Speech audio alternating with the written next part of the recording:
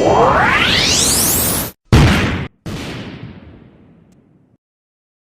अस्सलाम वालेकुम। अच्छा, मैं इस वीडियो में आपको मार्केट टूल के मुतालिक बताऊंगा। मैंने पिछली कई वीडियो में मैंने सिलेक्शंस भी की है कुछ एरियाज की, लेकिन आपने डिटेल से नहीं बताया था कि जो एरिया हम सेलेक्ट कर रहे हैं कि कौन सा टूल यूज़ कर रहे हैं। अब यहाँ पे आप मूव टूल के साथ एक रिक्टेंगल सी शेप देखते हैं। वो उस शेप में आपको चार टूल्स नजर आते हैं। ये चारों के चारों टूल मार्केट टूल कहलाते हैं। मार्केट इसमें से जो पहला टूल है वो है rectangular, elliptical, single row and single column. मैं वन बाय वन इन टूल के मुतालिक बताऊंगा।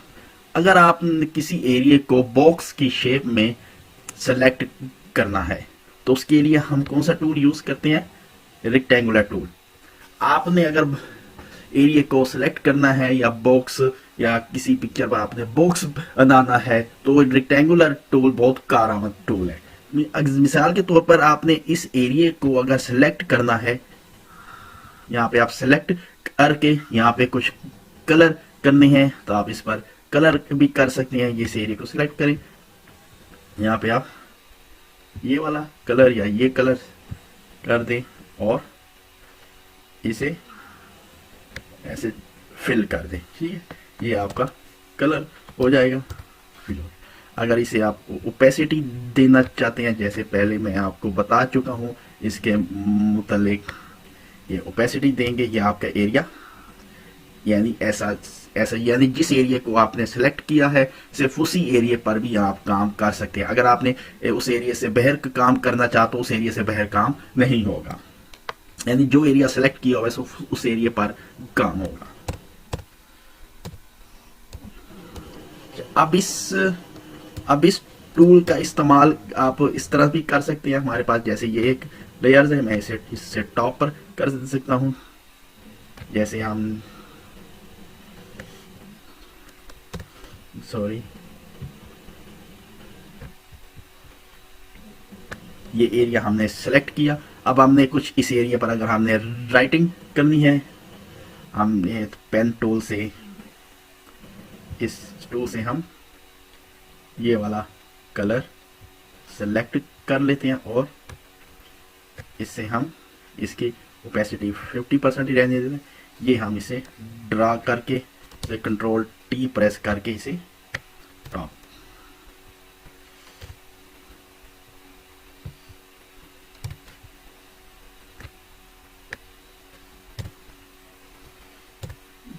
सॉरी ठीक। अगर आपने इस एरिया पर कोई राइटिंग करनी है आप इस पर राइटिंग भी कर सकते हैं।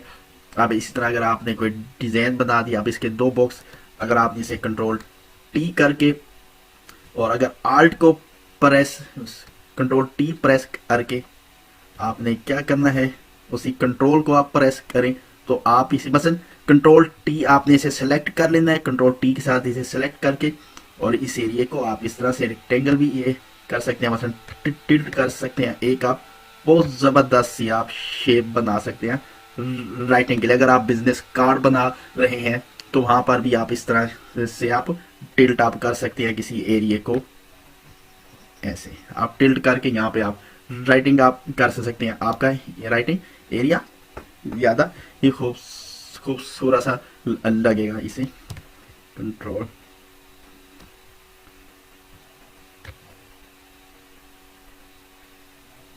थोड़ा सा इसे टॉप करते हैं। ठीक। अब जो सेकंड आपके पास टूल होता है वो है एलिप्टिकल टूल। अब एलिप्टिकल टूल ये क्या जी करता है, यहाँ पे इस टूल से मैं एक और चीज आपको ये बता दो, हम एक और यहाँ पे लेयर्स ले लेते हैं। यहाँ पे अगर यहाँ पे आप देख रहे हैं फीदर, फीदर का मतलब होता है कि जो सिलेक्शन होती है उस सिलेक्शन के किनारों को अगर आपने राउंड करना है, जैसे हम यहाँ पे इसे सेलेक्ट कर लेते हैं 50 पिक्सल। ठीक। अब ये देखें ये किनारे, अब देखें ये किनारे आपको इसके राउंड नजर आएंगे। अगर आप इस पे कोई कलर करना चाहते हैं ये आप कर लें और आप इसे फिल कर दें। हम इसे टॉप पर कर देते हैं ये कलर। ठीक। ये आपका इसमें ये यहाँ पे ये कलर हो गया, यहाँ पे कोई आप राइटिंग भी कर सकते हैं यहाँ पर, ठीक। अब यही एरिया आपका सेलेक्ट है, इसे आप कहीं पे आप मूव भी आप कर सकते हैं। यहाँ पे अगर आप यहाँ पे ये लेकर आना चाहते हैं, जैसे ये इलेक्ट्रिकल के मतलब मैंने बताया, हम एक और लेयर बना लेते हैं। इलेक्ट्रिकल टूल अप्स क्या होते हैं, अगर आपने कोई राउंड सिलेक्शन लेनी है, अगर आपने किसी एरिया को सेलेक्ट किया, ठीक है, अगर आपने जैसे इस लेडीज को सिलेक्ट करना है, या इस एरिया को सिलेक्ट करना है, या इस एरिया को सेलेक्ट करना है, यहाँ पे अब इसमें भी आपको अगर आप कलर करना चाहते हैं, इसमें भी आप कलर आप कर दें। अगर आपने सूरज बनाना है इसे, यानी आप मैं पहले आपके बता दूं कौन सी हम शेप बना सकते हैं।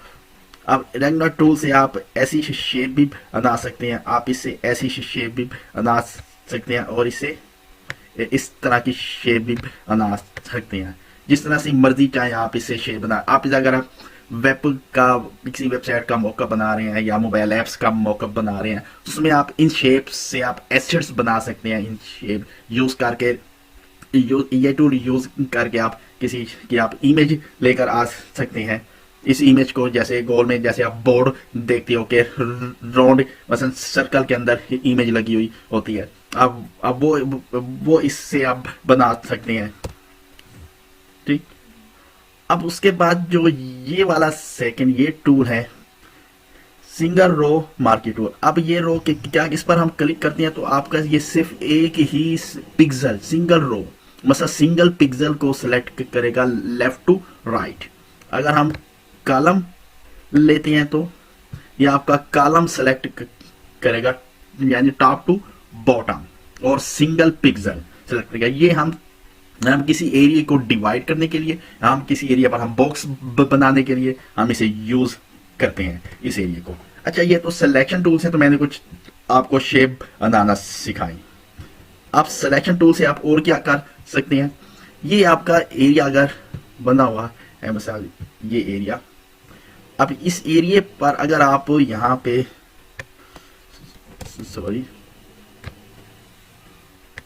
अब इस पिक्चर को सेलेक्ट कर दें, अगर आपने इस एरिया को डिलीट करना है या आप कह लें इस एरिया को आपने डिलीट करना है, यहाँ पे आपने इसे सेलेक्ट कर लिया, इसके फीदर में 0 कर दूं,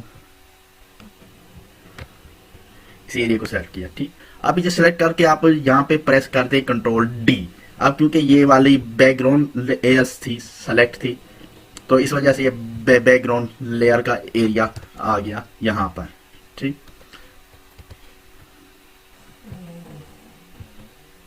आप इससे यानी इस एरिया को यानी डेल प्रेस करेंगे तो वो एरिया आपका डिलीट हो जाएगा।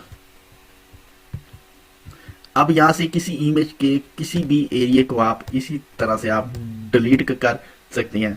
अगर आप इसी शेप से बनाते हुए कोई और शेप बनाना चाहते हैं, मिसाल के तौर पर यहां से आप ऐसे करें, अगर आपने सूरज बनाना है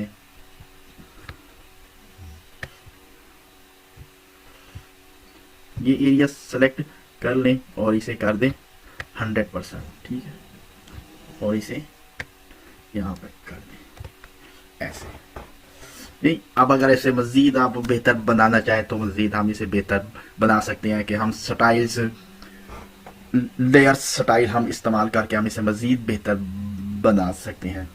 इंशाल्लाह नेक्स्ट वीडियो में मैं कुछ नया बताऊंगा सिलेक्शन टूल के ही मुतल्लिक।